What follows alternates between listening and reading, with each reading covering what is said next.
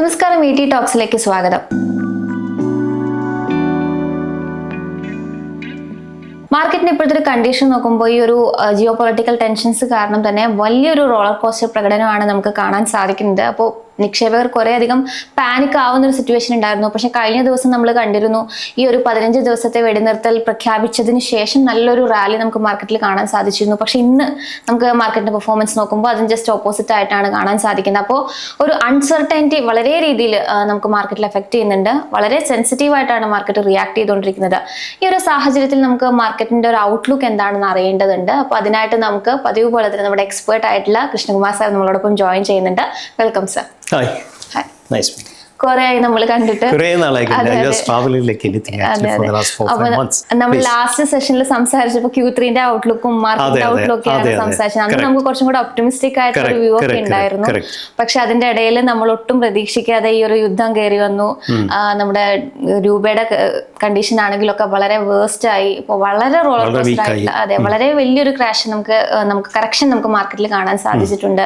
ഇപ്പൊ നോക്കുമ്പോഴും ഒരു ദിവസം നന്നായി കയറുന്നു, ഒരു ദിവസം പിറ്റേ ദിവസം അതേപോലെ ഇറങ്ങുന്നു. കണ്ടിന്യൂസ് ഗ്യാപ്പ് അപ്പും ഗ്യാപ്പ് ഡൗണും ആയിട്ട് മാർക്കറ്റിൽ അങ്ങനെ ഒരു ഭയങ്കര റോളർ കോസ്റ്ററാണ് കണ്ടുകൊണ്ടിരിക്കുന്നത്.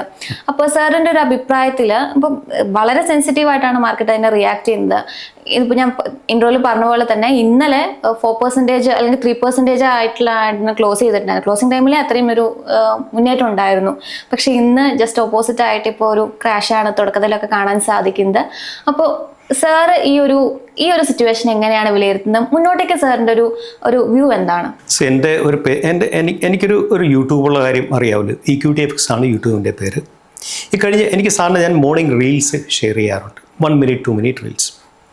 കഴിഞ്ഞ മൺഡേ മോർണിംഗ് റീല് എന്നൊക്കെ ഹൈലി ടെൻഷനായിരിക്കുന്ന മാർക്കറ്റാണ്. കാരണം ട്രംപിൻ്റെ ഡെഡ് ലൈൻ എത്തിക്കൊണ്ടിരിക്കുന്നു, യുദ്ധം തവിട് പൊടിയായിട്ട് നടന്നുകൊണ്ടിരിക്കുന്നു. പക്ഷെ കഴിഞ്ഞ മൺഡേ ഞാനിട്ട് റീല് ഒന്ന് ചെക്ക് ചെയ്താൽ ഇപ്പോഴും കിടപ്പുണ്ട് അതിനകത്ത്. ഞാൻ അന്ന് പറഞ്ഞത് മാർക്കറ്റ് ഏകദേശം ടെമ്പററി ലോയിലേക്ക് എത്തിയിരിക്കുന്നു ഏകദേശം എന്നുള്ള ഒരു അഭിപ്രായമാണ് എനിക്കുള്ളത്. ഞാൻ പറഞ്ഞ കാര്യങ്ങളാണ് പറയുന്നത്. ഞാൻ അന്ന് അതിൻ്റെ അകത്ത് പറഞ്ഞ ഏകദേശം ടെമ്പററി ലോയിലേക്ക് എത്തി എന്നുള്ളതാണ് എൻ്റെ ഒരു തോന്നൽ. ഇനി ഇവിടുന്ന് മാർക്കറ്റ് കയറുവാണെങ്കിൽ 2 കാര്യങ്ങൾ ശ്രദ്ധിക്കാനുണ്ട്. ഒന്ന്, മാർക്കറ്റ് സ്ട്രക്ചർ കറക്ഷൻ. എന്താണ് market structure? Higher high higher low എന്നുള്ള ലെവലിൽ പോകുന്നതാണ് മാർക്കറ്റ് സ്ട്രക്ചർ. ഒന്ന്. രണ്ടാമത്തെ കാര്യം, മാർക്കറ്റ് ഓരോ ലെവലിലും ഇരുന്നേ പോകാവുള്ളൂ. ഓരോ ലെവലിലും എക്സ്പാൻഡ് ചെയ്തിട്ട് കോൺട്രാക്ഷൻ വേണം, കോൺട്രാക്ട് ചെയ്തിട്ട് വേണം മാർക്കറ്റ് കയറിപ്പോകാനായിട്ട്. എങ്കിലും മാർക്കറ്റിന് സ്ട്രെങ്ത് ഡെവലപ്പ് ചെയ്യാൻ സാധിക്കും. മൂന്നാമത്തെ കാര്യം, മാർക്കറ്റിൽ ലീഡർഷിപ്പ് ആരാ ചെയ്യുന്നത്? മാർക്കറ്റ് 2 ടൈപ്പ് ലീഡർഷിപ്പ് ഉണ്ട്. ഫസ്റ്റ് ടൈപ്പ് ലീഡർഷിപ്പ് വെച്ചാൽ aggressive sectors like metals, financials, banks, ഇതൊക്കെ അഗ്രസീവ് സെക്ടേഴ്സാണ്. രണ്ടാമത്തെ ലീഡർഷിപ്പ് എന്ന് പറയുന്നത് basically defensive sectors like pharma, FMCG, കൺസെപ്ഷനൊക്കെ ഡിഫെൻസീവ് സെക്ടേഴ്സാണ്. മാർക്കറ്റ് എപ്പോഴും സൂപ്പറായിട്ട് ട്രെൻഡ് ചെയ്യണമെങ്കിൽ മാർക്കറ്റിൽ അഗ്രസീവായിട്ടുള്ള ലീഡേഴ്സ് ഉണ്ടായിരിക്കണം. അപ്പോൾ മൂന്നാമത്തെ റീൽ പറഞ്ഞത്, ഇങ്ങനെ മാർക്കറ്റ് കയറുന്ന സമയത്ത് നിങ്ങൾ മാർക്കറ്റ് സ്ട്രക്ചർ ശ്രദ്ധിക്കുക. മൂന്നാമത്തെ കാര്യം, ആരാണ് ലീഡ് ചെയ്യുന്നത് ശ്രദ്ധിക്കുക. ലീഡ് ചെയ്യുന്നത് ഡോമിനേറ്റ് ഫാക്ടേഴ്സ് ആയിട്ടുള്ള ബാങ്കും ഫിനാൻഷ്യലും കണക്കുള്ള അഗ്രസീവ് ആയിട്ടുള്ള പ്ലേയേഴ്സ് ആണെങ്കിൽ കുറേക്കൂടെ മാർക്കറ്റ് ഹെൽത്തിനെ കാണിക്കുന്നത്. അല്ല, ഇവർക്ക് പകരം ഡിഫെൻസീവ് ആയിട്ടുള്ള സെക്ടേഴ്സാണ് മാർക്കറ്റ് ലീഡ് ചെയ്യുന്നതെങ്കിൽ മനസ്സിലാക്കണം, മാർക്കറ്റിൽ പാനിക് കണ്ടമാനമുണ്ട്. ആൾക്കാർ ലാഭത്തിനേക്കാൾ ഉപരി പൈസ പാർക്ക് ചെയ്യാൻ വേണ്ടി ഡിഫെൻസിലേക്ക് മാറ്റിയെന്ന് മനസ്സിലാക്കണം. ബട്ട് ലീഡർഷിപ്പ് റൂളിലും വ്യത്യാസമുണ്ട്. അപ്പോൾ അതിൻ്റെ ബേസിൽ മൺഡേ പോലെ നമ്മൾ ടുഡേ നോക്കാൻ നേരത്തെ 10,000 പോയിന്റ് മേളിൽ മാർക്കറ്റ് കയറി. രണ്ടാമത്തെ കാര്യം, മാർക്കറ്റ് ഇന്നിപ്പം നമ്മൾ റെക്കോർഡ് ചെയ്യുന്ന ഈ സമയത്ത്, ദാറ്റ് മീൻസ് തേഴ്സ്ഡേ മോർണിംഗ്, നമ്മൾ ശ്രദ്ധിക്കേണ്ട കാര്യം 4 ദിവസം കയറിയ മാർക്കറ്റിൽ പ്രോഫിറ്റ് ബുക്കിംഗ് വന്നേ മതിയാകും. അത് നാച്ചുറൽ ആയിട്ടുള്ള കാര്യമാണ്. ഒരു പക്ഷേ പ്രോഫിറ്റ് ബുക്കിംഗ് ആകാം ഇന്നത്തെ മാർക്കറ്റ്. അപ്പോൾ ദാറ്റ് മീൻസ് എപ്പോഴും ശ്രദ്ധിക്കേണ്ട കാര്യം, ഒരു എക്സ്പാൻഷൻ കഴിഞ്ഞാൽ ഒരു contraction is A must. Actually market contract ചെയ്തേ മതിയാകും. ഈ കോൺട്രാക്ഷൻസിലാണ് കോൺട്രാക്ഷൻ്റെ ക്വാളിറ്റി മനസ്സിലാക്കി ആൾക്കാർ രണ്ടാമത് മാർക്കറ്റിൽ കയറാൻ ശ്രമിക്കുന്നത്. മൂന്നാമത്തെ കാര്യം, നമ്മൾ സീസ്ഫെയറൊക്കെ നമ്മൾ കണ്ടു, പക്ഷെ വളരെ ഫ്രാജിലായിട്ടുള്ള സീസ്ഫെയറാണ്. പിന്നെ സീസ്ഫെയർ കഴിഞ്ഞിട്ട് പോലും പല സ്ഥലത്തും അറ്റാക്സ് കണ്ടിന്യൂ ചെയ്യുന്നു എന്ന് പറയുന്നത് സീസ്ഫെയറിൻ്റെ വീക്ക്നെസ്സിനെ കാണിക്കുന്നത്. ശരിക്കും മനസ്സിലായി. അതാണ് മൂന്നാമത്തെ കാര്യം. ഇതെപ്പോൾ വേണേൽ മാറാം. അടുത്ത പോയിന്റ്, ഞാൻ ഏറ്റവും കൂടുതൽ ശ്രദ്ധിക്കുന്ന ഒരു പോയിന്റ് എന്താണെന്ന് വെച്ചാൽ, സീസ്ഫെയർ കഴിഞ്ഞുള്ള കംപ്ലീറ്റ് നെഗോസിയേഷൻ ലീഡ് ചെയ്യുന്നത് JD വാൻസ് എന്ന് പറയുന്നത് US വൈസ് പ്രസിഡൻ്റാണ്. വളരെ എന്താ പറയണ്ട റാഷണലായിട്ട് തോട്ട് പ്രോസസ്സുള്ള യാതൊരു വിധത്തിലുള്ള അഗ്രഷൻ കാണിക്കാത്ത വളരെ ഇതായിട്ടൊരു വ്യക്തിയാണ് JD വാൻസ് ശരിക്കും. അതുകൊണ്ട് തന്നെ ധാരാളം പ്രതീക്ഷ തരുന്നുണ്ട് അദ്ദേഹം ലീഡർഷിപ്പ് ഈ പറയുന്ന ആൾക്ക് നെഗോസിയേഷനിൽ വരാൻ നേരത്ത് ധാരാളം പ്രതീക്ഷകൾ തരുന്നുണ്ടെന്ന് വേണം നമുക്ക് പറയാൻ സാധിക്കും. ഇതാണ് മാർക്കറ്റ് കണ്ടീഷൻ. നമ്മൾ ശ്രദ്ധിക്കേണ്ട കാര്യം, നമ്മൾ Q4 റിസൾട്ടിലേക്ക് കടക്കുകയാണ് ഏറ്റവും ക്രിട്ടിക്കലായിട്ട്.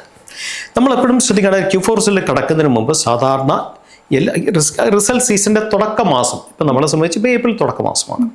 ഏപ്രിൽ തുടക്ക മാസത്തിൽ സാധാരണ കമ്പനികൾ ബിസിനസ് റിപ്പോർട്ട് ഷെയർ ചെയ്യും. ഈ ബിസിനസ് റിപ്പോർട്ട് BSEക്കകത്ത് പോയി നമുക്ക് ബിസിനസ് റിപ്പോർട്ട് നമുക്ക് കാണാൻ സാധിക്കും. സോഫാർ വന്ന ബിസിനസ് റിപ്പോർട്ടിൻ്റെ ബേസിൽ ഞാൻ പറയുന്നു എക്സലൻ്റ് ഓട്ടോ റിസൾട്ടാണ് വന്നിരിക്കുന്നത്. ഓട്ടോ കമ്പനിയിൽ കൊടുത്ത റിസൾട്ട് എല്ലാം ഫെൻറ്റാസ്റ്റിക് ആണ്. അതിൻ്റെ പ്ലസ് പോയിന്റ് എന്നാണ്, അതിൻ്റെ പ്ലസ് പോയിന്റ് ഞാൻ പ്രതീക്ഷിക്കുന്നത്, I may be wrong also, ഞാൻ പ്രതീക്ഷിക്കുന്ന പ്ലസ് പോയിന്റ് എന്താണെന്ന് വെച്ചാൽ ഓട്ടോ കമ്പോണൻസ്, ഓട്ടോ ബേസ് ആയിട്ടുള്ള സ്മോൾ ക്യാപ്പും മിഡ് ക്യാപ്സും ഉണ്ട്. ഓട്ടോ ആൻസിലറി എന്ന് പറയും. Auto company that means major ഇൻഡസ്ട്രിക്ക് എക്സലന്റ് ഗ്രോത്ത് കൊടുക്കാൻ സാധിച്ചാൽ ഡെഫിനറ്റ്ലി അത് താഴെയുള്ള ഇൻഡസ്ട്രിയിലും അത് ആ ഗ്രോത്ത് വരാനുള്ള സാധ്യത കൂടുതലുണ്ട് റിസൾട്ട് തുടങ്ങാൻ നേരത്ത്. ഒന്നാമത്തെ കാര്യം. രണ്ടാമത്തെ കാര്യം, റിസൾട്ട് വന്ന് അടുത്ത നല്ല റിസൾട്ട് കൊടുത്തത് ബേസിക്കലി ജുവലറി കമ്പനീസാണ്. റിസൾട്ട് അല്ല, ബിസിനസ് റിപ്പോർട്ട് കൊടുത്തത്. ഓക്കെ, ജുവലറി കമ്പനിയുടെ YOY ഉള്ള റവന്യൂ ഗ്രോത്ത് എല്ലാം ബേസിക്കലി സ്വർണ്ണത്തിൻ്റെ വില കൂടിയോണ്ടൊക്കെ ആയിരിക്കാം. എങ്കിൽ പോലും റിസൾട്ട് വന്ന കമ്പനികളൊക്കെ എക്സലന്റ് പെർഫോമൻസ് ആണ് കാഴ്ചവെച്ചിട്ടുള്ളത്. പ്രൊവൈഡർ ശ്രദ്ധിക്കേണ്ട ഒരു കാര്യം വെച്ചാൽ 916 കുറച്ചുകൂടെയൊക്കെ ആ ഗോൾഡിൻ്റെ 916 കുറച്ചുകൂടെയൊക്കെ താഴെ പോകാൻ തുടങ്ങി. അവർ കുറച്ചുകൂടെയൊക്കെ 22 ക്യാരറ്റിലൊക്കെ താഴെ പോകാൻ തുടങ്ങി എന്നുള്ള കാര്യം വിസിബിളായിട്ട് നമുക്ക് കാണാൻ സാധിക്കും. മൂന്നാമത്തെ കാര്യം, ഞാൻ കൂടുതൽ ശ്രദ്ധിക്കുന്ന ഒരു മാനുഫാക്ചറിംഗ് ഇൻഡസ്ട്രിയിൽ സോഫാർ ബിസിനസ് റിപ്പോർട്ട്സ് അധികം വന്നിട്ടില്ല. അതേസമയം റിയൽ എസ്റ്റേറ്റ് റിസൾട്ട് അല്ല, ബിസിനസ് റിപ്പോർട്ട്സ് വന്നിരിക്കുന്നതെല്ലാം ഹ്യൂജ്ലി സപ്പോർട്ടീവാണ്. റിയൽ എസ്റ്റേറ്റിനെ കുറിച്ച് നമ്മൾ തീർച്ചയായും നമുക്കൊരു വറി ഉണ്ടായിരുന്ന കാര്യം എന്ന് വെച്ചാൽ ഈ AI ആവിർഭാവത്തോടു കൂടി സോഫ്റ്റ്വെയറിലൊക്കെ ധാരാളം ജോലി പോയി. ഒരാൾക്കിടത്തിന് 30,000 രൂപ ജോലിയൊക്കെ നമ്മൾ വായിച്ചു. പക്ഷേ സോഫാർ അത് റിയൽ എസ്റ്റേറ്റിലേക്ക് ട്രാൻസ്ലേറ്റ് ചെയ്തിട്ടുണ്ടോ എന്ന് വെച്ചാൽ Q4 ബിസിനസ് അപ്ഡേറ്റിന് പുറത്ത് നമുക്ക് ആ രീതിയിലുള്ള ഭയം നമുക്ക് കാണാൻ സാധിക്കുന്നില്ല സോഫാർ. ഇതൊക്കെ ബിസിനസ് റിപ്പോർട്ട് വന്നുകൊണ്ട് വരുന്ന റിസൾട്ട് സൂപ്പർ ആവുമോ എന്നൊക്കെ ചോദിച്ചാൽ റിസൾട്ട് വരുമ്പോൾ മാത്രമേ നമുക്ക് കാണാൻ സാധിക്കത്തുള്ളൂ. പക്ഷേ എന്നാലും ഈ ബിസിനസ് റിപ്പോർട്ട്സ് ഒക്കെ സോഫാർ നമുക്ക് സപ്പോർട്ടീവാണ്. ഒരു കാര്യം, ഞാൻ മാനുഫാക്ചറിംഗ് ആയിട്ടുള്ള ഇൻഡസ്ട്രിയിലെ എക്സ്പോർട്ടിംഗ് ബേസ്ഡ് ആയിട്ട് ഇൻഡസ്ട്രിയുടെയൊക്കെ ബിസിനസ് റിപ്പോർട്ട് വരാൻ കിടക്കുന്നേ ഉള്ളൂ. എക്സ്പോർട്ട്സ് കറക്റ്റായിട്ട് നടന്നോ എന്ന് നമുക്കറിയില്ല. മാനുഫാക്ചറിംഗ് ഇൻഡസ്ട്രിയെ സംബന്ധിച്ച് എനർജി ചിലപ്പോൾ പല കമ്പനികൾക്കും വലിയൊരു ഇഷ്യൂ ആയി കാണുമായിരിക്കാം, നമുക്കറിയില്ല. അതിൻ്റെ റിപ്പോർട്ട്സ് വരാനുണ്ട്. ആ റിപ്പോർട്ട്സൊക്കെ വന്നാൽ മാത്രമേ ആ ഒരു സെഗ്മെൻറ്റിനെ കുറിച്ച് നമുക്കൊരു ഐഡിയ കിട്ടത്തുള്ളൂ. നോർമലായിട്ട് നമ്മൾ Q4 അസസ്മെൻറ്റ് കണക്കല്ല ഇത്തവണത്തെ അസസ്മെൻറ്റ്. കാര്യം വെച്ചാൽ ഇത്രയും ഡിസ്റപ്ഷൻ മാർക്കറ്റ് വന്നുകൊണ്ട് തന്നെ നമുക്കറിയില്ല ഏതെല്ലാം കമ്പനികൾ എവിടെയൊക്കെ തട്ടുകേട് കിട്ടിയെന്നാലും നമുക്കറിയില്ല. എസ്പെഷ്യലി വിദേശത്ത് എക്സ്പോർട്ട് ചെയ്യുന്ന കമ്പനികളുടെ ഓർഡർ എക്സിക്യൂഷൻ ടൈം ലൈറ്റ് ഡെഡ്ലൈനൊക്കെ മീറ്റ് ചെയ്യാൻ സാധിച്ചോ നമുക്കറിയില്ല. എന്തുമാത്രം കോസ്റ്റ് എസ്കലേറ്റ് ചെയ്തു ഷിപ്മെൻറ്റ് കാരണം അതും നമുക്കറിയില്ല സോഫാർ. ഇതിനൊക്കെ നമുക്ക് ബിസിനസ് റിപ്പോർട്ട് വന്നാൽ മാത്രമേ കുറച്ചുകൂടെ ക്ലാരിറ്റി നമുക്ക് കിട്ടത്തുള്ളൂ. അപ്പോൾ സാർ Q3 സാറിന് ഒരു എക്സ്പെക്ടേഷൻസ് പറഞ്ഞിട്ടുണ്ടായിരുന്നല്ലോ. അപ്പോൾ ഈ Q3 ഈ പറഞ്ഞ പോലെ സാറിൻ്റെ ഒരു എക്സ്പെക്ടേഷൻസിനനുസരിച്ച് മീറ്റ് ചെയ്യാൻ പറ്റുമോ? അപ്പോൾ നമ്മളിപ്പോൾ ഫോർ എക്സാമ്പിൾ പറയുകയാണെങ്കിൽ ഇന്നിപ്പോൾ TCSന് റിസൾട്ട് വരാനിരിക്കുകയാണ്. TCSനെ സംബന്ധിച്ച് IT സെക്ടറിനെ സംബന്ധിച്ച് വലിയൊരു കൺസേൺ ആയിട്ട് ഇതിൻ്റെ ഇടയ്ക്ക് ഭയങ്കരമായിട്ട് IT സ്റ്റോക്സിനെ എഫക്ട് ചെയ്തിട്ടുണ്ടായിരുന്നു. പക്ഷേ അറ്റ് ദ സെയിം ടൈം റുപ്പിയുടെ ആ ഒരു ഡിപ്രീസിയേഷൻ വന്നത് ഈ പറയുന്ന IT സെക്ടറിന് ഭയങ്കര സപ്പോർട്ടീവായിട്ട് വരാനുള്ള സാധ്യതയുണ്ട്. അപ്പോൾ TCSൽ പോസിറ്റീവായിട്ടുള്ള എക്സ്പെക്ടേഷൻസും അറ്റ് ദ സെയിം ടൈം പറയുന്നുണ്ട്. സോ Q3യുടെ ഒരു എക്സ്പെക്ടേഷൻസ് സാറ് ഉദ്ദേശിച്ച പോലെ ഉണ്ടായിരുന്നു. അപ്പോൾ അതുപോലെ ഈ ഒരു കണ്ടിന്യൂഷൻ നടത്താനുള്ള സാധ്യത സാറ് പ്രതീക്ഷിക്കുന്നുണ്ടോ? എന്താണെന്ന് വെച്ചാൽ ഞാനൊരു പ്യുവർ സ്മോൾ ക്യാപ് പ്ലെയർ ആണ്. ഞാൻ absolutely not a large cap player. അപ്പോൾ എൻ്റെ ഫോക്കസ് ഇപ്പോഴും സ്മോൾ ക്യാപ്സിൽ മാത്രമേ ഉള്ളൂ, അല്ല മിഡ് ക്യാപ്പിൽ മാത്രമേ ഉള്ളൂ. ശരിക്കും എന്നെ സംബന്ധിച്ച് Q3 was very good actually. ഞാൻ ഉദ്ദേശിച്ച കമ്പനികളൊക്കെ തന്നെ, നമ്മൾ ഫോളോ ചെയ്യുന്ന കമ്പനികളൊക്കെ തന്നെ നല്ല റിസൾട്ട് കൊടുത്തിട്ടുണ്ട്. അതിൻ്റെ അകത്ത് അല്പം പോലും മാറ്റമില്ലായിരുന്നു ശരിക്കും. As far as TCS concern ഞാൻ ഫോളോ ചെയ്തൊരു കമ്പനിയാണ്. അതോടൊപ്പം തന്നെ സാർ ഇപ്പോൾ പറഞ്ഞിട്ടുണ്ടായിരുന്നു ഈ Q4ൻ്റെ ഒരു എക്സ്പെക്ടേഷൻസും കാര്യങ്ങളൊക്കെ പറഞ്ഞിട്ടുണ്ടായിരുന്നു. അപ്പോൾ പൊതുവെ എക്സ്പേർട്സ് ആണെങ്കിലും അല്ലെങ്കിൽ പൊതുവെ നിക്ഷേപകരൊക്കെ ആണെങ്കിലും കൂടുതലും കൺസേൺ പറയുന്നത് PE വാല്യുവേഷൻ വൈസ് നോക്കുമ്പോൾ കമ്പനി നമ്മുടെ ഇന്ത്യൻ മാർക്കറ്റിലെ കമ്പനീസ് ഒക്കെ ഭയങ്കര എലിവേറ്റഡ് ആയിരുന്നു. അതുകൊണ്ട് തന്നെ ഇങ്ങനെ ഒരു കറക്ഷൻ വന്നപ്പോൾ പല കമ്പനികളും ചീപ്പായിട്ട് നമുക്ക് അവൈലബിൾ ആയിട്ട് ലഭിക്കുന്നുണ്ട്. അതുകൊണ്ട് ഇപ്പം നമുക്ക് പല എക്സ്പേർട്സും പറയുന്നത് പല കമ്പനീസിൽ നമുക്ക് നല്ലൊരു ഓപ്പർച്യൂണിറ്റി കണ്ടുപിടിക്കാം. ഇങ്ങനത്തെ വോളട്ടിലിറ്റി സമയങ്ങളിലാണ് നമ്മൾ അവസരങ്ങൾ കണ്ടുപിടിക്കേണ്ടതെന്നൊക്കെ പറയുന്നുണ്ട്. അപ്പോൾ സാറിൻ്റെ ഒരു ഒപ്പീനിയനിൽ PE വാല്യുവേഷൻ എത്രത്തോളം നമ്മൾ ഇങ്ങനെയുള്ള ഡിസിഷൻസ് എടുക്കാൻ ഇമ്പോർട്ടൻസ് കൊടുക്കേണ്ടതുണ്ട്? PE വാല്യുവേഷൻ എപ്പോഴും ഡിപ്പെൻഡ് ചെയ്യുന്ന കോണ്ടെക്സ്റ്റലാണ്. ഹൈ ഗ്രോത്ത് ഉള്ള ഇൻഡസ്ട്രിയെ സംബന്ധിച്ച് PE വാല്യുവേഷൻ എപ്പോഴും കൂടിക്കിടക്കണം. അത് നമ്മൾ മനസ്സിലാക്കണം. എപ്പോഴും ഡിമാൻഡുള്ള കമ്പനികളിൽ PE വാല്യുവേഷൻ എപ്പോഴും കൂടിക്കിടക്കും. പക്ഷെ കൂടിക്കിടക്കുന്നൊരു പരിധിയുണ്ട്. നമ്മൾ ആദ്യം അതാ മനസ്സിലാക്കേണ്ട കാര്യം. പരിധിക്ക് വെളിയിൽ കൂടിക്കഴിഞ്ഞാൽ if the result is fantastic, still ആൾക്കാർ മേടിച്ച് പോകും. പക്ഷേ ഈ കമ്പനികൾ തിരിയുന്നതിന് അതേ സമയമൊന്നും എടുക്കത്തില്ല. ഈ വാല്യുവേഷനൊക്കെ എപ്പോഴും എവിടെ മാറ്റർ ചെയ്യുന്നത്? ഒന്ന്, മാർക്കറ്റ് എക്സ്ട്രീമിലി ബേറിഷാകും. 2, കമ്പനികൾ റിസൾട്ട് കണ്ടിന്യൂസ് നല്ല റിസൾട്ടുള്ള കമ്പനികൾ പെട്ടെന്ന് റിസൾട്ട് മോശമാകും. അല്ല, കമ്പനിയെക്കുറിച്ച് വളരെ നെഗറ്റീവായിട്ട് റിപ്പോർട്ട് മാർക്കറ്റ് വരും. ഇവിടെയൊക്കെയാണ് പി വാല്യുവേഷൻ ആൾക്കാർ മാറ്റർ ചെയ്യുന്നത്. സാധാരണ കേസിൽ ഇതൊന്നും അല്ലെങ്കിൽ കയറിക്കൊണ്ടിരുന്ന കമ്പനിയാണെങ്കിൽ സാധാരണ എന്താ സംഭവിക്കുന്നതെന്ന് വെച്ചാലും ഒരു നല്ല റിസൾട്ട് വന്നു, കമ്പനിയുടെ P is very good actually, ആൾക്കാരെ മേടിക്കുന്നു, 50, 60, 70% കയറ്റുന്നു സ്റ്റോക്കിന്. വീണ്ടും അടുത്ത റിസൾട്ട് അതിനേക്കാളും ഗംഭീരമായിട്ട് വന്നു. അതിനേക്കാളും ഗംഭീരമായിട്ട് വരുമ്പോൾ സാധാരണ സംഭവിക്കുക എന്താണെന്ന് വെച്ചാൽ ഇത്രയും പി ഇ സ്ട്രെച്ചഡ് ആയിട്ട് ഇത്രയും സ്റ്റോക്ക് കയറിയുണ്ട്. സാധാരണ അടുത്ത റിസൾട്ട് നല്ലതാണ് എങ്കിൽ സാറിന് സ്റ്റോക്ക് അവിടെ കൺസോളിഡേറ്റ് ചെയ്യും. നോർമൽ കേസിൽ വലിയ ഗ്രോത്ത് കൊടുക്കത്തില്ല, അവർ കൺസോളിഡേറ്റ് ചെയ്യും. കൺസോളിഡേറ്റ് ചെയ്യുമ്പോൾ ശ്രദ്ധിക്കേണ്ട കാര്യം, സ്റ്റോക്ക് എന്തുമാത്രം പ്രൈസ് സ്റ്റോക്ക് ഗെയിൻ ചെയ്തിട്ടുണ്ടോ അത് പ്രൈസ് ഗെയിൻ സ്റ്റോക്ക് മെയിൻറ്റെയിൻ ചെയ്യുന്നുള്ളതാണ്. ദാറ്റ് മീൻസ് 70% ഗെയിൻ ചെയ്താൽ stock will consol within the level of 10-15% ആ ലെവലിൽ സ്റ്റോക്ക് കൺസോളിഡേറ്റ് ചെയ്യും. That means 55% gain stock maintain ചെയ്യുന്നുണ്ട്. ഇങ്ങനെ കൺസോളിഡേറ്റ് അതിൻ്റെ അടുത്ത റിസൾട്ട് വീണ്ടും നല്ലതാണെങ്കിൽ വീണ്ടും അവിടുത്തെ നെക്സ്റ്റ് ലെഗ് ഓഫ് ജേർണി സ്റ്റോക്കിൻ്റെ സ്റ്റാർട്ട് ചെയ്യും. അല്ല, അതിൻ്റെ അടുത്ത റിസൾട്ട് മോശമാണെങ്കിലോ നേരെ താഴത്തേക്ക് സ്റ്റോക്ക് പോകും. ഇതാണ് നോർമലി മാർക്കറ്റിൽ നടക്കുന്ന കാര്യം. സാറിൻ്റെ ഒരു സ്ട്രാറ്റജി എന്താണ്? ഐ മീൻ ഒരു സ്റ്റോക്കിൽ എൻട്രി എടുത്തു കഴിഞ്ഞാൽ സാർ എക്സിറ്റ് ചെയ്യാൻ വേണ്ടിയിട്ട് ഏത് ടൈമാണ് ചൂസ് ചെയ്യുക? 2-3 കാര്യങ്ങളുണ്ട്. ഒന്ന്, ഞാൻ സ്മോൾ ക്യാപ് ട്രേഡറാണ്, ഒന്നാമത്തെ കാര്യം. രണ്ടാമത്തെ കാര്യം, എൻ്റെ ട്രേഡ്സ് എല്ലാം ഈ പറയുന്ന കണക്ക് ഷോർട്ട് ടൈം ട്രേഡ്സ് ആണ്. 5 ദിവസം, 10 ദിവസം, 2 വീക്സ്, ഇതൊക്കെയുള്ള എൻ്റെ ട്രേഡ്സ് കംപ്ലീറ്റ്. കാര്യം ഞാൻ ഒരിക്കലും 100% നോക്കുന്ന ഒരു വ്യക്തിയല്ല. എന്നെ സംബന്ധിച്ച് ഒരു 5 ഡേയ്സിനുള്ളിൽ 10-15% കിട്ടിയാൽ ഞാൻ സ്റ്റോക്കിൽ നിന്ന് എക്സിറ്റ് ചെയ്യും. അതേ സ്റ്റോക്ക് വീണ്ടും കയറുമായിരിക്കും. കാര്യം ഞാനൊരു basically I not a breakout trader, I am a pure contraction ട്രേഡറാണ്. കോൺട്രാക്ഷൻ മാത്രമേ ഞാൻ സ്റ്റോക്കിനെ മേടിക്കാറുള്ളൂ. കോൺട്രാക്ഷൻ ക്വാളിറ്റി അസസ്മെൻറ്റ് ചെയ്തിട്ടേ സ്റ്റോക്കിനെ മേടിക്കാറുള്ളൂ. ഈ ബേസിൽ മാത്രമാണ് ഞാൻ ട്രേഡ് ചെയ്യുന്നത്. ഞാൻ 100% പ്രൈസ് ആക്ഷൻ ട്രേഡറാണ്. ഞാൻ ഒരു ഇൻഡിക്കേറ്ററും ഉപയോഗിക്കുന്നില്ലെന്നുള്ളതാണ്. എക്സെപ്റ്റ് മൂവിങ് ആവറേജ് വെച്ച് ഒരു ഇൻഡിക്കേറ്റർ മാർക്കറ്റിൽ സാറിന് ആൾക്കാർ ഉപയോഗിക്കുന്ന 10-300 ഇൻഡിക്കേറ്റേഴ്സ് ഉണ്ട്. I never use any indicator. ഉള്ളി പ്രൈസും വോളിയം മാത്രം മതി ബെസ്റ്റായിട്ട് ട്രേഡ് ചെയ്യാനായിട്ട്. ഞാൻ ഉപയോഗിക്കുന്ന 2-3 പോയിന്റ്സ് ഞാൻ പറയാം. 2 കാര്യങ്ങൾ. ഒന്നാമത്തെ കാര്യം, ഞാൻ ഉപയോഗിച്ച് എനിക്ക് കൺവിൻസ്ഡ് ആയിട്ടുള്ള പോയിന്റ്സ് ആണ് പറയുന്നത്. ഇത് എല്ലാവർക്കും ഇത് ചേരുമോ എന്ന് വെച്ചാൽ എനിക്കറിയില്ല. രണ്ടാമത്തെ കാര്യം എന്താണെന്ന് വെച്ചാൽ, ഈ പോയിന്റ്സ് മാത്രം കേട്ടുകൊണ്ട് അതിനെ അക്സെപ്റ്റോ അല്ലെങ്കിൽ റിജക്റ്റോ ചെയ്യേണ്ട. ഈ പറഞ്ഞ പോയിന്റ്സ് ധാരാളം സ്റ്റോക്കിൽ ഒന്ന് വർക്കൗട്ട് ചെയ്ത് നോക്കുക. വർക്കൗട്ട് ചെയ്തിട്ട് വർക്കബിളാണെങ്കിൽ മാത്രമേ ഈ പോയിന്റ്സിനെ സ്വീകരിക്കാവുള്ളൂ. ഇത് വർക്കബിൾ അല്ല എന്ന് വെച്ചാൽ തീർച്ചയായും റിജക്റ്റ് ചെയ്യാം. ഒന്നാമത്തെ പോയിന്റ് എന്താണെന്ന് വെച്ചാൽ, ഞാനൊരു സോൺ 1 ട്രേഡറാണ്. എന്താണ് സോൺ 1 ട്രേഡിംഗ് എന്ന് വെച്ചാൽ? സ്റ്റോക്ക് ഒരു short span of time, may be ഒരു 5 ഡേയ്സ് കൊണ്ട് സ്റ്റോക്ക് ഒരു 25-30% കയറി. ആ 30% കയറിയ സ്റ്റോക്കിൽ അതിനെ പറയുന്ന പേര് എക്സ്പാൻഷൻ എന്നാണ് പറയുന്നത്. ഈ എക്സ്പാൻഷൻ നടന്ന സ്റ്റോക്കിൽ 100% കോൺട്രാക്ഷൻ വരും, ഒരു സംശയം വേണ്ട. ഈ കോൺട്രാക്ഷൻ സ്റ്റോക്ക് ഒന്ന് താഴെ പോകും. ഈ താഴെ പോകുന്നതിന് ഒരു ലെവൽ, പരിധിയുണ്ട്. ശരി, ഈ പരിധിക്ക് താഴെ പോയി കഴിഞ്ഞാൽ ആ സ്റ്റോക്ക് ഞാൻ ട്രേഡ് ചെയ്യാറില്ല. അപ്പോൾ പരിധി എങ്ങനെയാണ് നിശ്ചയിക്കുന്നത്?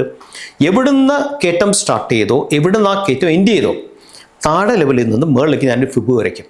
ഈ ഫിബിൽ 0.382 ലെവൽ വരെയുള്ള ആ ലെവൽ വരെ താഴ്ന്നു കിടക്കുന്ന സ്റ്റോക്കുകൾ മാത്രമേ ഞാൻ ട്രേഡ് ചെയ്യാറുള്ളൂ. അതിന് താഴെ സ്റ്റോക്ക് താഴെ പോയാൽ അങ്ങനെ സ്റ്റോക്കുകൾ ഞാൻ ഒബ്സർവേഷനിൽ മാറ്റും. പക്ഷേ ട്രേഡബിൾ ആയിട്ട് ലെവലിലേക്ക് ഞാൻ കൊണ്ടുവരാറില്ല. ഇത് ടെക്നിക്കൽ സൈഡാണ് പറയുന്നത്. പക്ഷേ എൻ്റെ എല്ലാ സ്റ്റോക്കും സെലക്ഷനും പ്യുവർലി ബേസ്ഡ് ഓൺ ഫണ്ടേ ആണ്.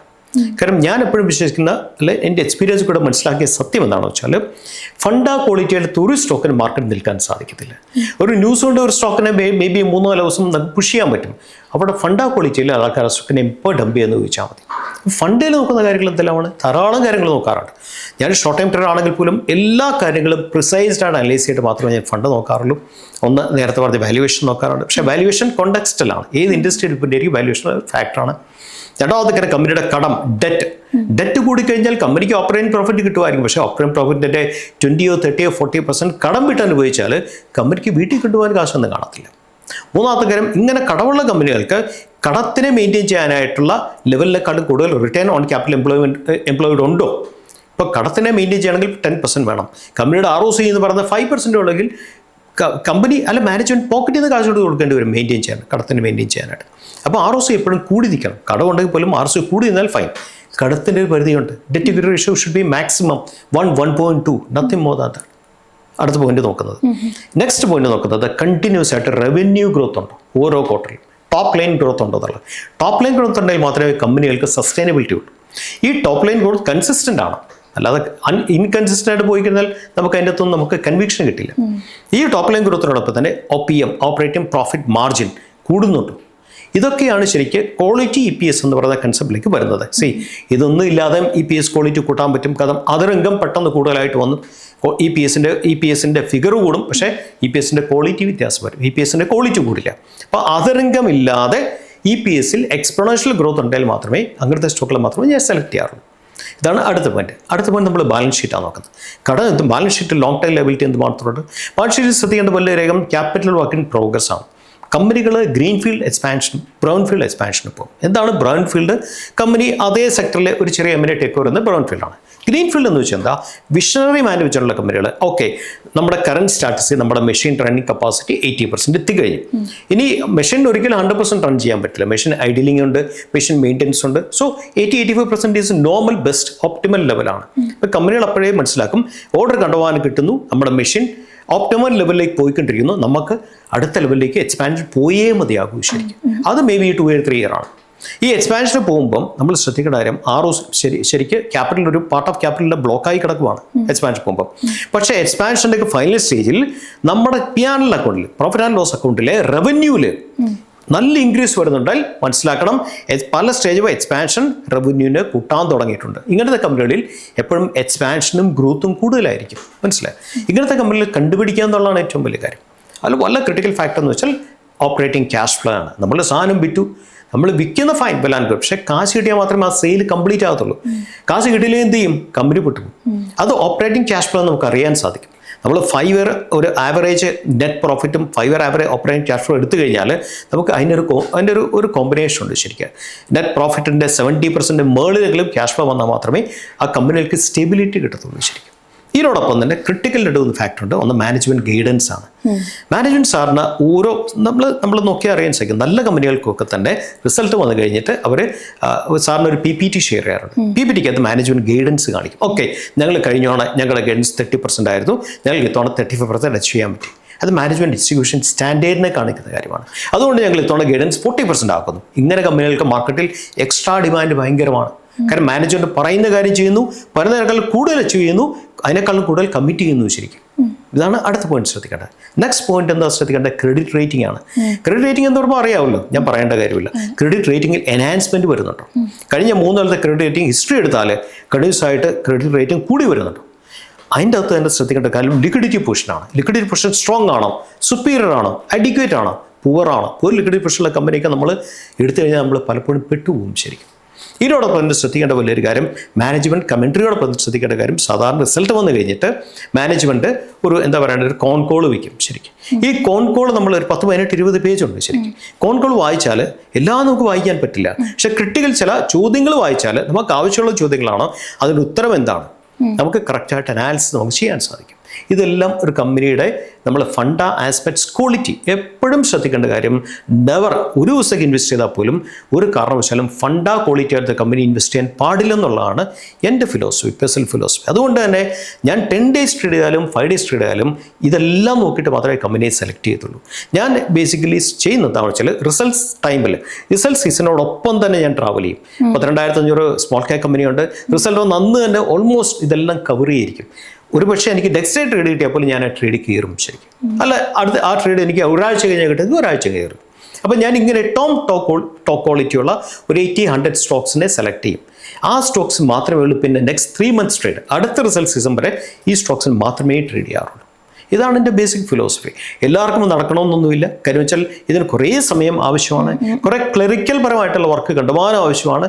കാരണം നമ്മുടെ തല വല്ലാതെ ചൂടായിപ്പോവും. അവസാനമൊക്കെ വന്ന് നമ്മുടെ തല വല്ലാതെ ചൂടായിപ്പോവും. പക്ഷേ this is one of the best and safest system of trading. Sir പറഞ്ഞ ഈ ഒരു കുറച്ച് ദിവസത്തേക്ക് എന്നുള്ളതിനപ്പുറത്തേക്ക് ലോങ് ടേം ഇൻവെസ്റ്റേഴ്സിനും ഈ പറയുന്ന ഫാക്ടേഴ്സ് ഒക്കെ കൺസിഡർ ചെയ്തിട്ട് സ്റ്റോക്ക് സെലക്ട് ചെയ്ത് കഴിഞ്ഞാൽ ഭയങ്കര ബെനിഫിഷ്യൽ ആയിരിക്കും. അല്ല, ഞാനങ്ങനെ പറയില്ല. കാര്യം വെച്ചാൽ കണ്ടിന്യൂസ് ആയിട്ട് 3 quarter റിസൾട്ട് നല്ല റിസൾട്ട് കൊടുത്തു, ലോങ് ഇൻവെസ്റ്റ് അവിടെ ഇൻവെസ്റ്റ് ചെയ്യുന്നു. അടുത്ത 3 quarter റിസൾട്ട് താഴെയാണെങ്കിൽ സ്റ്റോക്ക് ഒരു 50% താഴെ പോകാൻ അത് മതി. അല്ല സർ, പക്ഷേ സാർ ഈ പറഞ്ഞ പാരാമീറ്റേഴ്സ്, ഈ പറയുന്ന ക്രെഡിറ്റ് റേറ്റിംഗ് ആണെങ്കിലും മാനേജ്മെന്റ് ഗൈഡൻസ് ആണെങ്കിലും ഓപ്പറേറ്റിംഗ് പ്രോഫിറ്റ് ആണെങ്കിലും ഒക്കെ നമുക്ക് കണ്ടിന്യൂസ് ആയിട്ട് ഫോളോ അപ്പ് ചെയ്ത് കഴിഞ്ഞാൽ നമുക്ക് ഈ പറഞ്ഞ പോലെ നല്ല സ്റ്റോക്സിനെ ഫിൽട്ടർ ചെയ്തെടുക്കാൻ പറ്റും. ലോങ് ടൈം ഇൻവെസ്റ്റേഴ്സ് നോക്കേണ്ടത് ബിസിനസ്സാണ് മേടിക്കാൻ നോക്കേണ്ടത്, കമ്പനിയല്ല. അവരെപ്പോഴും നോക്കേണ്ടത് ഫ്ലറിഷിംഗ് ബിസിനസ്. നാളെ ഒരു കാലത്ത് ഈ ബിസിനസ് എത്ര എക്സ് മൾട്ടിപ്ലൈ ചെയ്യാൻ സാധിക്കും, അങ്ങനത്തെ ബിസിനസ്സിനെ കണ്ടുപിടിച്ചിട്ട് അതിൻ്റെ അകത്തുള്ള ബെസ്റ്റ് കമ്പനിയാണ് നോക്കേണ്ടത്. ഞാൻ ചെയ്യുന്ന ബിസിനസ്സിനെ അല്ല. എന്നെ സംബന്ധിച്ച് 2 weeks 3 weeks ട്രേഡേ ഉള്ളൂ. അവിടെ ബിസിനസ് അല്ല ഞാൻ നോക്കുന്നത്, അവിടെ പെർഫോമൻസ്, കമ്പനിയുടെ പെർഫോമൻസ് മാത്രമാണ് നോക്കുന്നത്. ഈ രണ്ടും തമ്മിൽ ഫിലോസഫി വ്യത്യാസമുണ്ട് ശരിക്കും. ഓ യെസ് മനസ്സിലായി. അപ്പോൾ സാറ് ഓൾറെഡി സ്ക്രീനർ ഉപയോഗിക്കുന്നുണ്ടെന്ന് നമുക്ക് കഴിഞ്ഞൊരു സെഷൻ സംസാരിച്ചു. സ്ക്രീനർ അല്ലാതെ സാർ വേറെ ഏതെങ്കിലും സൈറ്റുകൾ? ഞാൻ സ്ക്രീനില്ലാതെ നോക്കുന്നതിൻ്റെ ട്രെൻഡ് ലൈൻ എന്ന് പറയുന്ന സൈറ്റ് ഉണ്ട്. ട്രെൻഡ് ലൈൻ ഇത് ഉപയോഗിക്കുന്നത് വെച്ചാൽ ട്രെൻഡ് ലൈനിൽ മ്യൂച്വൽ ഫണ്ട്സിന്റെ പൊസിഷൻ കറക്റ്റായിട്ട് കിട്ടും. 6 മാസം പൊസിഷൻ കിട്ടും. അപ്പോൾ നമ്മളിപ്പം എടുക്കാമെന്ന് വെച്ചാൽ നമ്മളെല്ലാ ഫണ്ടേയും നോക്കിയിട്ട് ഒരു കമ്പനി സെലക്ട് ചെയ്തു. ശ്രദ്ധിക്കേണ്ട കാര്യം, മ്യൂച്വൽ ഫണ്ട് പൊസിഷൻ മാർക്ക് ചെയ്യാൻ 5000 കോടിക്ക് മുകളിലുള്ള കമ്പനികളിലേ ഉള്ളൂ എന്നുള്ള കാര്യം ആദ്യം മനസ്സിലാക്കണം. അപ്പോൾ സ്മോൾ ക്യാപ് സ്റ്റാർട്ട് ചെയ്യുന്ന 1000 കോടി എന്നാണ്. 1000 കോടി 5000 കോടിയുള്ള സെഗ്മെന്റിൽ മ്യൂച്വൽ ഫണ്ട് പൊസിഷൻ കാണാറില്ല. 5000 ക്രോസിന് മേളിൽ മാത്രമേ മ്യൂച്വൽ ഫണ്ട് പൊസിഷൻ നമുക്ക് കിട്ടത്തുള്ളൂ, അവിടെ ഇൻവെസ്റ്റ് ചെയ്യാൻ പറ്റുള്ളൂ. ഇപ്പം ഞാൻ സാറിന് ചെയ്യുന്നത് എന്താണെന്ന് വെച്ചാൽ, ഇപ്പം ഞാൻ ഒരു കമ്പനിയെ സെലക്ട് ചെയ്താൽ ഫൈനൽ പോയിന്റ് ഞാൻ ട്രെൻഡ് ലൈനാണ് നോക്കുന്നത്. ട്രെൻഡ് ലൈനിൽ മ്യൂച്വൽ ഫണ്ട്സ് ഡംപ് ചെയ്യുന്ന സ്റ്റോക്കാണെന്ന് വയ്ക്കുക, with all these parameters, all the plus parameters. If mutual fund is dumping A stock continuous ആയിട്ട്, ഞാൻ സ്റ്റോക്ക് എടുക്കാറില്ല. കാരണം മ്യൂച്വൽ ഫണ്ട് ഡംപ് ചെയ്യുന്നെങ്കിൽ എന്നെക്കാളും എത്രയോ ഇൻഫർമേഷനും ഡേറ്റാ പോയിന്റ്സ് അവരുടെ കയ്യിലുണ്ട്. അപ്പോൾ അവർക്ക് ആ കോൺഫിഡൻസിലാണ് അവർ ആ സ്റ്റോക്കിനെ ഡംപ് ചെയ്യാൻ കാര്യം. എനിക്ക് കിട്ടുന്ന ഡേറ്റാ പോയിന്റ്സ് ഇൻഫർമേഷൻ വളരെ ലിമിറ്റഡ് ആണ്. So I relay upon dum. അല്ല, ഞാൻ എടുക്കുന്ന സ്റ്റോക്കിൽ മ്യൂച്വൽ ഫണ്ട് കണ്ടിന്യൂസ് ആയിട്ട് 6 മാസം കണ്ടിന്യൂസ് ആയിട്ട് ഇൻക്രീസ് ആവുന്നെങ്കിൽ അഡീഷണൽ കോൺഫിഡൻസ് എനിക്ക് ആ സ്റ്റോക്ക് മേടിക്കാനായിട്ട്. അപ്പോൾ ഞാൻ കൺക്ലൂഡ് ചെയ്യാണ്. അപ്പോൾ ഏതായാലും പാനിക് ആയിട്ടുള്ള ഇൻവെസ്റ്റേഴ്സ് അല്ലെങ്കിൽ കൺഫ്യൂസ്ഡ് ആയിട്ടുള്ള ഇൻവെസ്റ്റേഴ്സിന് സാർ എന്താണ് പറയാനുള്ളത് ഇപ്പോഴത്തെ ഈ ഒരു കണ്ടീഷനെ കുറിച്ച്? ഞാൻ വളരെ സത്യസന്ധമായിട്ട് പറയുകയാണെങ്കിൽ, ഒരു സെബി രജിസ്റ്റർഡ് റിസർച്ച് അനലിസ്റ്റ് എന്ന രീതിയിൽ സംസാരിച്ചാലും ധാരാളം റെസ്ട്രിക്ഷൻസ് ഉണ്ട് ഞങ്ങൾക്ക് സംസാരിക്കുന്നതിൽ. പല കാര്യങ്ങളും ഞങ്ങൾക്ക് തുറന്നു പറയാൻ പറ്റില്ല. കാരണം സെബിയുടെ നിയമങ്ങൾ വളരെ സ്ട്രിക്റ്റ് ആണ്. അതിൻ്റെ ബേസിൽ പറഞ്ഞാൽ, ഹോണസ്റ്റായിട്ട് പറഞ്ഞാൽ, ഈ കഴിഞ്ഞ നിങ്ങളെപ്പോഴും ശ്രദ്ധിക്കേണ്ട വലിയൊരു കാര്യം എന്താണെന്ന് വെച്ചാൽ സൈക്ലിക്കാലിറ്റി എന്ന് പറയും. എന്താണ് സൈക്ലിക്കാലിറ്റി? എല്ലാ സ്റ്റോക്കും എല്ലാ സൈക്കിളിലും പെർഫോം ചെയ്യത്തില്ല. ഒരു കൊല്ലം നമുക്ക് 4 സൈക്കിളുള്ളത്, Q1, Q2, Q3, Q4. പല സ്റ്റോക്കുകളും Q1 പെർഫോം ചെയ്യുന്ന സ്റ്റോക്കാണ്, Q1, Q2 പെർഫോം ചെയ്യുന്ന സ്റ്റോക്കാണ്, Q3, Q4 സൈക്ലിക്കലി വീക്കായിരിക്കും. ചില സ്റ്റോക്കുകൾ Q1, Q2 cyclically വീക്കായിരിക്കും, Q3, Q4 cyclically strong ആയിരിക്കും. ഫെറ്റലി ഹോണസ്റ്റ്ലി ഈ വാർ വന്ന സമയത്ത് പോലും 50%, 60%, 70% മാർക്കറ്റ് കൊടുത്ത സ്റ്റോക്കുകൾ ഉണ്ടെന്നുള്ളതാണ് ഏറ്റവും വലിയ സത്യം. ആ സ്റ്റോക്കിലൊക്കെ കയറാൻ കാര്യം സ്ട്രോങ് സൈക്ലിക്കാലിറ്റിയുടെ പുറത്താണ് കയറിയത്. ഈ സ്റ്റോക്കുകളൊക്കെ Q4 റിസൾട്ട്സ് ഹിസ്റ്റോറിക്കലി സ്ട്രോങ് ആയിരുന്നു ഈ സ്റ്റോക്കുകൾക്ക്. അതുകൊണ്ട് ഈ സ്റ്റോക്കിലൊക്കെ ഡിമാൻഡ്, സൂപ്പർ ഡിമാൻഡാണ് വന്നത് ശരിക്കും. അറ്റ്ലീസ്റ്റ് 30-40 സ്റ്റോക്സ് എനിക്ക് പറയാൻ സാധിക്കും ശരിക്കും.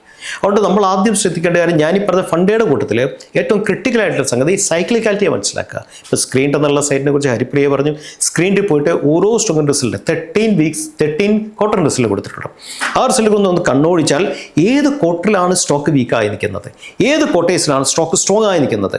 വീക്കായി നിൽക്കുന്ന ക്വാർട്ടേഴ്സിൽ സ്റ്റോക്കിൽ ഡിമാൻഡ് കുറവായിരിക്കും, സ്റ്റോക്ക് ഇപ്പോഴും താഴെ കിടക്കും. സ്ട്രോങ് ആയിട്ടിരിക്കുന്ന സമയത്ത് സ്റ്റോക്ക് അവിടെ നിന്ന് ആൾക്കാർ സ്റ്റോക്കിനെ മേടിച്ച് ഡിമാൻഡ് കൂടുന്ന സ്റ്റോക്കിൻ്റെ ഏറ്റവും പെർഫോം ചെയ്യുന്ന സൈക്കിളിൽ പെർഫോം ചെയ്യുന്ന സമയത്ത് റിസൾട്ട് വന്നിട്ട് ആൾക്കാർ സ്റ്റോക്കിനെ ഡംപ് ചെയ്യും. ഇതാണ് മാർക്കറ്റിൽ നടക്കുന്ന കളി. ഈ കളിയെക്കുറിച്ച് കറക്റ്റായിട്ട് നമ്മൾ മനസ്സിലാക്കണമെന്നുള്ളത് ആസ് എ ട്രേഡർ, നമ്മൾ 5 days ആണെങ്കിലും നമ്മൾ 3 months ട്രേഡ് ആണെങ്കിലും it's a oxygen of trading ആണ്. Thank you so much sir, ഇത്രയും സമയം നമ്മളോടൊപ്പം ചെലവഴിച്ചത്. Thank you so much. ഏതായാലും മറ്റൊരു വിഷയവുമായി വീണ്ടും കാണും.